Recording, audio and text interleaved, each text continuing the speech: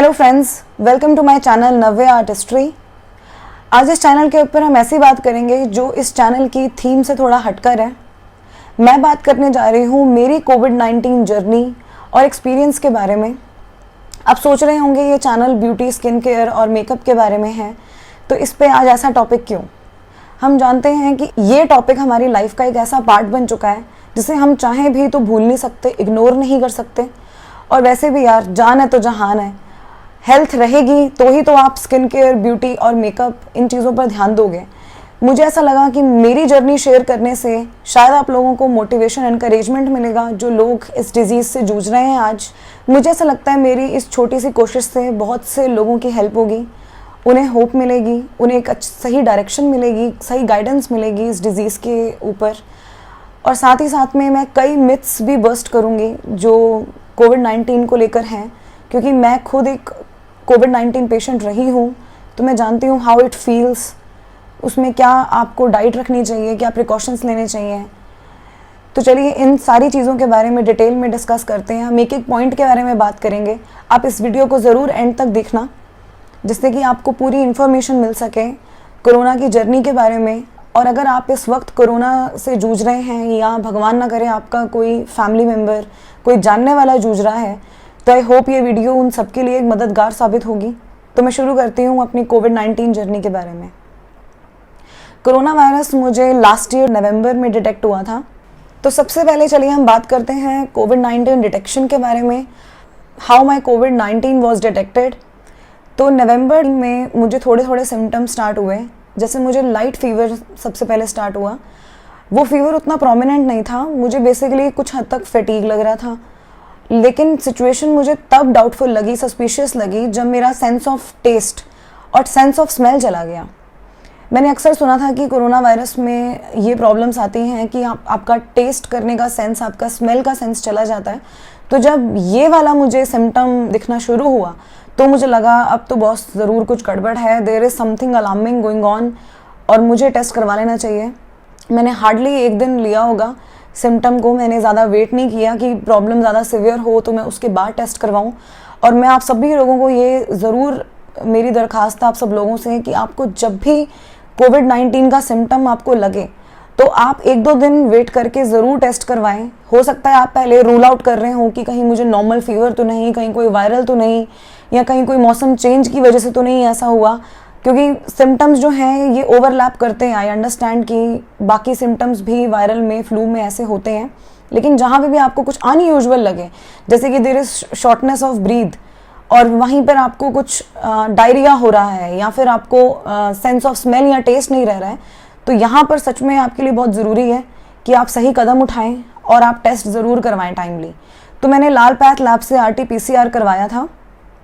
The very next day I got my report and that was positive. तो obviously उस time बहुत feel हुआ कि अरे ये क्या हो गया और अभी मैं कैसे रिकवर होंगी इस डिज़ीज़ से।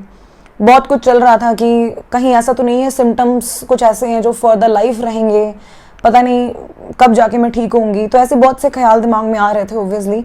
और थोड़ा ये भी था कि that was a festive season also, तो the pressure was even much more. तो अब मैं बात करती हूँ अपने सिम्टम्स के बारे में डिटेल में। सिम्टम्स में सबसे पहले लोगों को लगता है कि फीवर, कफ होता है। कफ तो मुझे बिल्कुल नहीं था, there was nothing like throat infection और एनीथिंग, कोई थ्रोट में प्रॉब्लम नहीं थी। I only had moderate fever, fever बहुत ज़्यादा नहीं रहा मुझे। हाँ, फटीग बहुत ज़्यादा रहता था। I used to feel exhausted all the time, there was lot of inertia, मुझे लगता था there is lack of energy, मुझे कुछ भी करने का मन नहीं करता था, कोई एक्टिविटी, और बहुत लो फील होता था। और सबसे ज़्यादा जो प्रॉब्लमेटिक सिचुएशन जो मैंने फेस की है कोविड-19 में अपने इस जर्नी में, वो थी स्टमक इन्फेक्शन की। तो मुझे डायरिया रहा कुछ टाइम के लिए। उसके बाद there was lot of abdominal pain, lot of abdominal cramps. मतलब वो सबसे ज़्यादा प्रॉब्लमेटिक सिचुएशन थी कि मुझे मतलब रात को नींद भी नहीं आती थी कि इतना ज़्यादा मुझे लगता था कि मुझे पेन रह रहा है। और उस पेन की वजह से, एक्चुअली उस इन्फेक्शन की वजह से ही मुझे फीवर होता था, जो कि बहुत ज़्यादा नहीं था, but yes it use to be somewhere around 101, 102। तो इतना तो मुझे फीवर रहा। तो इसके बाद अगर मैं बात करूं कि मैंने कंसल्टेशन डॉक्टर का कैसे लिया, तो कंसल्टेशन में मुझे लगा कि it's not a good idea कि अभी मैं घर से बाहर निकल कर फिजिकल 1-to-1 कंसल्टेशन लूँ डॉक्टर से। तो मैंने जो है कंसल्टेशन ओवर द कॉल लिया था एक एमडी डॉक्टर से। आप किसी भी एमडी डॉक्टर से कंसल्ट कर सकते हैं अगर आपको ज़रा सा भी कुछ सिम्टम्स या आप एक्चुअली में आपको लगता है कि आप पॉजिटिव हैं या आपने टेस्ट करवाया है अपना and you turn out to be corona positive और any of your family member, तो आई रिकमेंड कि आप प्लीज़ जितना हो सके टेलीफोनिक कंसल्टेशन या फिर जूम कंसल्टेशन, ऑनलाइन कंसल्टेशन उतनी ही आपको इफ़ेक्टिव लगेंगी जितनी 1-on-1 कंसल्टेशन लगती है। तो आप प्लीज़ उस चीज़ से परहेज़ ना करें। बेटर है कि आप भी सेफ़ रहें, औरों को भी सेफ़ रखें। जितना आप बाहर निकलेंगे उतना शायद आपके भी सिम्टम्स वर्स्ट हों और आप बाहर वाले और लोगों को भी, आसपास के लोगों को आप खतरे में डाल सकते हैं। मेरा तो यही सजेशन रहेगा कि अगर आप कोविड-19 पॉजिटिव हैं तो आप ज़रूर कंसल्टेशन ऑनलाइन या टेलीफोनिक लें। तो डॉक्टर ने मुझे पैरासीटामोल ऑफ कोर्स वो प्रिस्क्राइब की थी और कुछ एंटीबायोटिक्स थी, एंटीबैक्टीरियल मेडिसिन्स थी, इस तरह की कुछ मेडिसिन्स थी। साथ में मुझे जिंक टॉनिक और मल्टीविटामिन सप्लीमेंट्स वगैरह दिए गए थे, विटामिन सी दिया गया था। तो अगर मैं बात करूँ डाइट के लिए, तो डाइट मैंने नॉर्मल अपनी हेल्दी बैलेंस डाइट रखी थी। तो अगर आप वेजिटेरियन हैं, नॉन वेजिटेरियन हैं, जैसे भी आप डाइट लेना चाहते हैं, मेक श्योर कि वो हेल्दी हो, न्यूट्रिशनल हो, बैलेंस डाइट हो। ऑफकोर्स आपको बाहर का खाना, फ्राइड फूड, ये सब अवॉइड करना है। और डाइट में आपको ये भी ध्यान रखना है कि आपके सिम्टम्स किस हिसाब से हैं, तो उसी हिसाब से आप अपनी जो है डाइट इनकॉर्पोरेट करें। अब मैं बात करूँगी कि प्रिकॉशंस की। यूजुअली प्रिकॉशंस आप जानते हैं कि अगर आप कोविड-19 है तो आपको बहुत ज़रूरी है कि आप सेल्फ आइसोलेट हों, आप सोशल डिस्टेंसिंग फॉलो करें, मास्क पहन के रखें और जितना हो और साफ़ सफाई का ध्यान रखें, आपके लिए अच्छा रहेगा। साथ ही साथ डाइट जो है हल्की रखें, मॉडरेट अमाउंट में आप खाना लें, फास्ट फूड अवॉइड करें, ऑयली फूड अवॉइड करें। और फॉर एग्जांपल अगर आपको डायरिया है या कोई भी कुछ स्टमक प्रॉब्लम है तो ऑफ कोर्स आपको इस बात का ध्यान रखना है कि आप मिल्क अवॉइड करें या कोई भी ऐसी हैवी चीज़ अवॉइड करें जो आपके स्टमक की इशू को और ज़्यादा वर्स्ट कर सकते हैं। तो आपको प्रिकॉशंस अपने सिम्टम्स के हिसाब से लेने हैं। एक चीज़ आपको यहाँ जानने की बहुत ज़रूरत है, different bodies react differently to corona virus. मेरे साथ ही अगर और लोगों को कोरोना वायरस होगा तो चाहे हमें एक ही टाइम पर कोरोना वायरस हुआ है, एक ही सोर्स से हुआ है, बट मे बी हमारा इम्यून सिस्टम जो है वो डिफरेंट है, हमारी बॉडी का डिफरेंट तरीका है रिएक्ट करने का उस वायरस को। तो हर बॉडी डिफरेंटली रिएक्ट करती है उस वायरस को। कुछ लोगों को थ्रोट में प्रॉब्लम ज़्यादा लगता है, कुछ लोगों को फटीग ज़्यादा लगता है, कुछ लोगों को फीवर ज़्यादा लगता है, कुछ लोगों को स्टमक प्रॉब्लम ज़्यादा लगती हैं, कुछ लोगों का सिचुएशन इतनी वर्स्ट होती है कि ऑक्सीजन लेवल बहुत नीचे चला जाता है, दे गेट रेस्पिरेटरी प्रॉब्लम्स, कुछ लोगों को निमोनिया तक हो जाता है। तो ये डिपेंड करता है कि आपका इम्यून सिस्टम कैसा है, आपकी बॉडी कैसे रिएक्ट कर रही है। और सबसे ज़रूरी बात यहाँ पर ये है फ्रेंड्स कि आपको पैनिक नहीं होना, ना अपनी फैमिली वालों को पैनिक होने दें। अपने आसपास का माहौल जो है पॉजिटिव रखें, होपफुल रखें कि आप रिकवर होंगे, ठीक होंगे। और ज़रा सा भी आपको लगे कि आपकी सिचुएशन ख़राब हो रही है, आपके सिम्टम्स जो हैं सिवियर होते जा रहे हैं, तो ज़रूर आप डॉक्टर के पास जाएं। बट इनिशियली आपको पैनिक होने की बिल्कुल ज़रूरत नहीं है। कोरोना वायरस को हम घर बैठे सेल्फ आइसोलेट होकर, क्वारंटीन होकर आराम से उसको टैकल कर सकते हैं, आराम से रिकवर हो सकते हैं उससे। You don't need to rush to the hospital all the time. और आज की सिचुएशन तो ये है कि ऑलरेडी बेड्स की इतनी ज़्यादा शॉर्टेज है हॉस्पिटल्स में। कई बार क्या हो रहा है, एक ऐसा पेशेंट हॉस्पिटलाइज्ड हो जाता है जिसके सिम्टम्स इतने सीवियर हैं भी नहीं, और वहीं पे एक ऐसे पेशेंट को बेड नहीं मिल पाता जिसका ऑक्सीजन लेवल ड्रामेटिकली लो हुआ पड़ा है। तो आप इस चीज़ के लिए भी प्लीज़ थोड़ा कंसिडरेशन रखें कि अगर आपके सिम्टम्स उतने सीवियर नहीं हैं, you actually don't even need to rush to the hospital. और यहाँ पे मैं अब बात करूँगी ऑक्सीजन और पल्स रेट के बारे में, जो आज की डेट में बहुत ज़्यादा सीरियस सिचुएशन बनी हुई है कि आपका ऑक्सीजन लेवल क्या है। तो प्लीज़ आप घर में अपनी एक टूल किट रखें, जैसे कि जिसमें आपका थर्मोमीटर हो, आप पल्स रेट चेक करें, और ऐसे ही आप अपनी ऑक्सीमीटर रखें जहाँ आप अपनी ऑक्सीजन का लेवल चेक करें। 95 तक भी अगर आपकी ऑक्सीजन रहती है, इट्स प्रिटी नॉर्मल। अगर उससे नीचे जा रही है तो आपको ज़रूर अपने डॉक्टर को कंसल्ट करना चाहिए कि क्या ये सिचुएशन सीरियस है या कुछ है। 94-95 तक भी नॉर्मल है। अगर उससे नीचे जाती है तो आपको शायद ऑक्सीजन की ज़रूरत पड़ सकती है, तो उस केस में आपको हॉस्पिटलाइज्ड होना है। अदरवाइज़ अगर आपके सिम्टम्स नॉर्मल हैं, जहाँ पर आपको मॉडरेट फीवर लग रहा है और आपको जो है फटीग लग रहा है या आपको कोई स्टमक प्रॉब्लम्स लग रही हैं, थ्रोट में प्रॉब्लम्स लग रही हैं, तो ये इनको एक नॉर्मल प्रॉब्लम समझा जाता है कोरोना वायरस में, जहां आप आराम से, अगर आप पैनिक नहीं होंगे, आप हेल्दी डाइट लेंगे, प्रॉपर रेस्ट लेंगे, मेडिकेशंस प्रॉपर लेंगे जो डॉक्टर ने जैसे प्रिस्क्राइब की है आपको, तो आप ज़रूर 7 to 10 डेज में रिकवर हो जाएंगे. It won't take more than 10 days for you to get a speedy recovery from this disease. तो ज़रूरत है हमें यहाँ पर थोड़े से पेशेंस की और बहुत सारे होप और डिटर्मिनेशन की. अब मैं ऐसे टॉपिक के बारे में बात करूँगी फ्रेंड्स, जो कोरोना वायरस आपको फिजिकली तो इम्पैक्ट नहीं डालता, बट साथ ही साथ आपको कहीं ना कहीं मेंटली भी आपको इम्पैक्ट डालता है. अगर हम आज की डेट में बात करें तो फिजिकली तो शायद कुछ लोगों को कोरोना हुआ है इंडिया में. There is only a small percentage of people जिनको कोरोना हुआ है एक्चुअली. बट अगर मैं मेंटली बात करूं तो ऐसा कोई भी इंसान नहीं है जो इम्पैक्ट नहीं हुआ है इस पेंडेमिक से. तो everyone is equally frustrated these days. तो बहुत ज़रूरी है कि आप अपनी मेंटल वेलबींग पे भी ध्यान दें, और जब आपको कोरोना हो जाए तो ये और भी ज़्यादा ज़रूरी है कि आप होपफुल रहें, पॉजिटिव रहें. आप ये सोचें कि कोई नहीं, ये टाइम निकल जाएगा. आपको अपने दिन का एक अच्छा शेड्यूल बनाना बहुत ज़रूरी है कि मैं कैसे अपना टाइम स्पेंड करने वाला हूँ. तो अगर आप पैनिक नहीं होंगे और आप आराम से सोचेंगे कि मुझे अपने दिन कैसे बिताने हैं, तो ये दिन भी निकल जाएंगे. अगर अच्छा वक्त नहीं रहता तो एक ये भी सच्चाई है कि बुरा वक्त भी नहीं रहता. अब मैं बात करूँगी एक बहुत इंपॉर्टेंट एलिमेंट के बारे में, वो है फैमिली सपोर्ट. आपकी फैमिली सपोर्ट फ्रेंड्स बहुत ज़रूरी है किसी भी बीमारी से लड़ने के लिए, किसी भी लाइफ में प्रॉब्लम से, इशू से लड़ने के लिए. परिवार का साथ होना बहुत ज़रूरी है, क्योंकि यही वो लोग हैं जो आपको हिम्मत देंगे, सपोर्ट देंगे. और साथ में क्योंकि आप तो बीमार होंगे तो आप ज़्यादा अपने लिए कुछ कर नहीं पाएंगे, जैसे कि आप खाना नहीं बना पाएंगे, या शायद आप कई ऐसी एक्टिविटीज़ हैं जिसमें आपको प्रॉब्लम आए, तो हो सकता है आपको हेल्प चाहिए हो. तो उस सिनेरियो में फैमिली की सपोर्ट यहाँ बहुत ज़रूरी है. आई वाज सो फॉर्चुनेट कि मुझे बहुत ज़्यादा अच्छी फैमिली सपोर्ट मिली अपनी.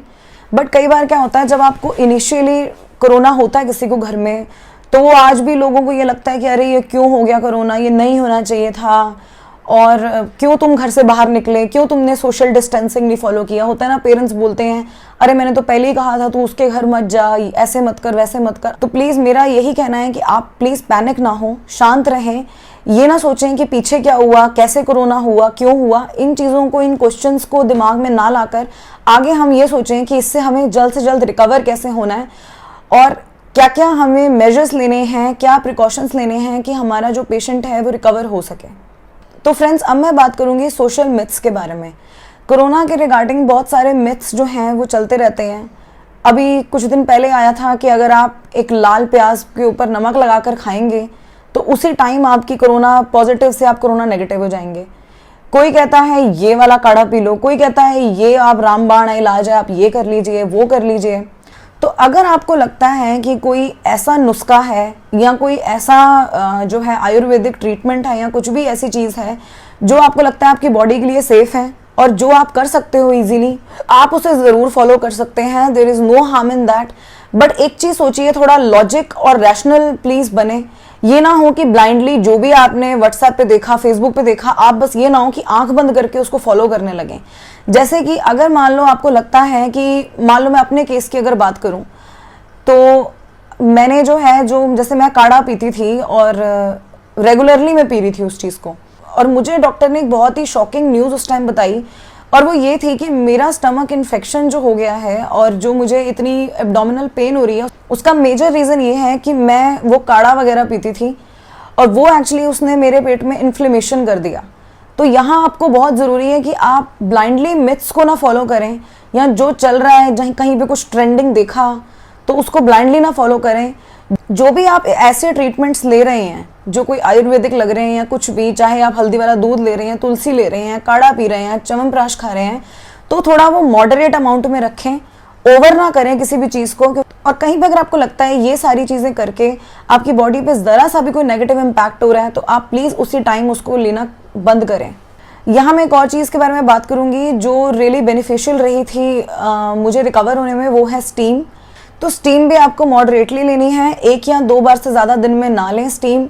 और मेक श्योर कि आप इतना भी ज़्यादा वो स्टीम का वेपर्स बहुत ज़्यादा हीटअप होके ना जाएं आपकी नेज़ल कैविटी में कि कहीं ना कहीं वो आपको हार्म पहुंचाएं. तो थोड़ा डिस्टेंस मेंटेन करके ही लें, क्योंकि अभी मैंने लेटेस्ट एक न्यूज़ पढ़ी थी जिसमें था कि अगर आप बहुत क्लोजली अगर स्टीम के वेपर्स लेते हो तो that actually can even worsen your symptoms of corona virus. तो प्लीज़ ऐसा भी ना करें कि बहुत पास से आप स्टीम के जो बिल्कुल हॉट वेपर्स हैं वो ले रहे हों। तो एक थोड़ा सा डिस्टेंस बना के ही आप स्टीम लें। 1-2 बार लेंगे आपको बहुत अच्छा लगेगा, आपको रिकवरी जो है आपकी स्पीडी रहेगी। तो स्टीम मेरे केस में मुझे काफ़ी इफ़ेक्टिव लगी थी। मैं दिन में 1 या 2 बार ही स्टीम लेती थी, इससे ज़्यादा नहीं। तो अब मैं बात करती हूँ मेरी रिकवरी के बारे में। तो रिकवरी मेरी 10 डेज़ में हो चुकी थी। After 10 days I was recovered. और जो पीक्स पे सिम्टम्स रहे वो तो कुछ 4 दिन ही रहे थे, उससे ज़्यादा नहीं। 4 दिन के बाद जो है धीरे धीरे मैं ठीक होने लगी थी। और जो मेरा loss of taste and smell था वो सेंस मेरा भी 10-12 दिन में वापस आ गया था, जब मेरा टेस्ट हुआ था उसके बाद से। तो ऐसा कुछ नहीं है, ये भी काफ़ी मैंने सुना है, ऐसी वीडियोस बनी हैं कि बहुत देर में आपका सेंस ऑफ टेस्ट और स्मेल आता है। तो ऐसा नहीं है, आपको सेंस ऑफ टेस्ट और स्मेल आपका आ जाएगा जैसे ही आप रिकवर होंगे इस डिजीज़ से।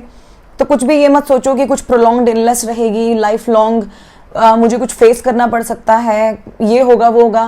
प्लीज़ ऐसी थॉट्स से अपने आप को रिफ्रेन रखें, ऐसी थॉट्स अपने दिमाग में ना लाएं, क्योंकि जितना ज़्यादा आप इन चीज़ों के बारे में सोचोगे, जितना ज़्यादा आप टेंशन और स्ट्रेस में रहोगे, उतना ही ज़्यादा आप अपने इम्यून सिस्टम को वीक करोगे और शायद सिम्टम्स और ज़्यादा वर्स्ट होते जाएं। तो please you have to be hopeful and positive. साथ ही साथ आप बैलेंस डाइट का ध्यान रखें, प्रॉपर रेस्ट लें, स्लीप लें और पॉजिटिव रहें। ये बहुत ज़रूरी है आपकी स्पीडी रिकवरी में। और आपकी फैमिली का सपोर्ट और उनका प्यार साथ भी इक्वली इम्पॉर्टेंट है आपकी इस जर्नी में। तो अब मैं बात करती हूँ फ्रेंड्स सोसाइटी आउटलुक और परसेप्शन के बारे में जो कोरोना वायरस को लेकर है। तो लोग जो हैं वो थोड़ा इनडिफरेंट और कैजुअल हैं आज भी कोरोना को लेकर, और जिस टाइम मुझे था तब भी थे। तो society in general will remain very indifferent and casual towards your disease. आपको लोग यही कहेंगे कि अरे भाई कुछ नहीं है, तुम कुछ ज़्यादा ही सीरियस ले रहे हो। और पहले भी तो जुकाम खांसी होता ही था, पहले जुकाम खांसी बोलते थे, फिर फ्लू बोलने लगे, और आज की डेट में नया नाम मिल गया कोरोना वायरस। तो ऐसा कुछ नहीं है, ये बीमारी लोग आज भी हल्के में लेते हैं, उस टाइम भी हल्के में लेते थे। इवन जब आज इतनी बढ़ चुकी है और मैं तब भी लोगों से यही सुनती हूँ कि अरे कुछ नहीं है, तो आई रियली फील कि ये बहुत गलत है कि लोग इतने इनसेंसिटिव हैं आज भी इस डिज़ीज़ को लेकर। तो कोरोना वायरस कोई नॉर्मल खांसी जुकाम नहीं है, आपको इसके प्रति बहुत सेंसिटिव और संवेदनशील होने की ज़रूरत है। ये आप में से किसी को भी हो सकता है, आपके क्लोज फैमिली मेम्बर्स में से किसी को भी हो सकता है। तो प्लीज़ ऐसा ना सोचें कि नहीं हम लोगों को तो 1 साल तक अभी कुछ नहीं हुआ, तो हम कोई सुपरमैन हैं या कुछ ऐसा है। किसी को भी कभी भी ये बीमारी हो सकती है। मेरा आपसे यही निवेदन है कि आप प्लीज़ कुछ हद तक संवेदनशील बनें लोगों की बीमारी के प्रति, उनके सिम्टम्स के प्रति। ये ना सोचें कि कोई एग्जैजरेट कर रहा है, बहाना कर रहा है, नाटक कर रहा है। ऐसे शब्दों का प्लीज़ प्रयोग ना करें तो बेहतर रहेगा।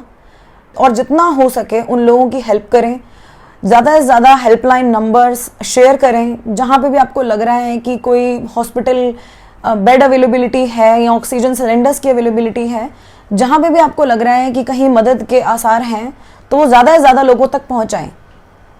मैंने अपने हिस्से की छोटी सी कोशिश की है कि मैं अपनी कोविड-19 की जर्नी आप लोगों को तक शेयर करके मैंने अपना फ़र्ज़ निभाया है।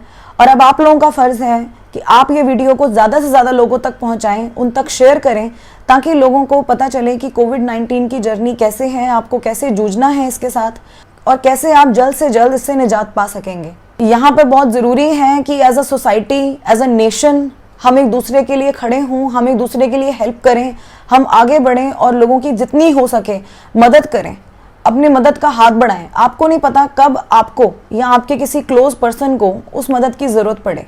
तो फ्रेंड्स, ये थी मेरी जर्नी कोरोना वायरस के बारे में।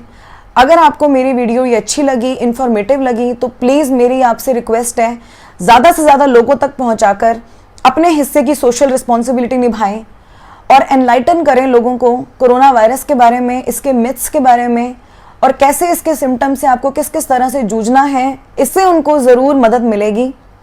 अगर आप मेरे इस चैनल पर नए हैं तो प्लीज़ मेरे चैनल को सब्सक्राइब करें, इस वीडियो को जितना हो सके लाइक और शेयर करें। I will see you soon in my next video friends. Till then, goodbye, stay healthy, stay safe.